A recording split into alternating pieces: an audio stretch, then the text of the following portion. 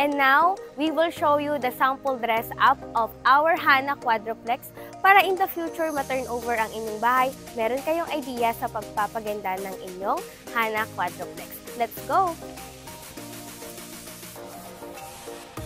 This is our carport area, and from here we have an access to our living room. Come here. Look how cozy and elegant our living area, together with our dining table that serves for our dining area. Hi! And now, let's check our modern kitchen. Let's go!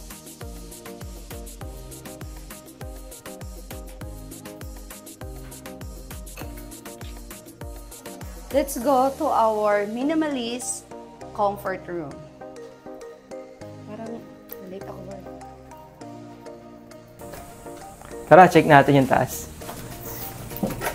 So, dito pa lang, pwede na tayo maglagay ng design natin para hindi naman plain yung wall natin. Okay.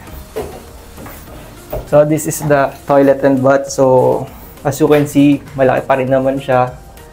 And classy yung pagkakagawa sa kanya. Let's go. This is the guest room. Yan. So, pwede tayo maglagay ng isang bed. Tama-tama lang isang bed dito sa guest room para sa mga bisita natin. Ayan.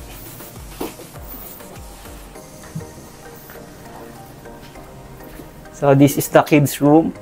So, tama-tama siya for 2 or 3 kids. Pwede maglagay ng 2 kama.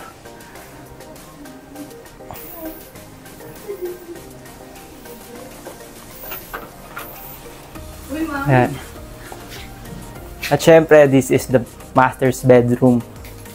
Ayan, sobrang spacious niya. Sobrang, pwede ka maglagay ng malaking cabinet.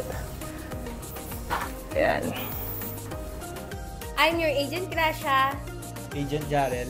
Agent Marie. Agent Sherry. Thank you for watching. Reserve now!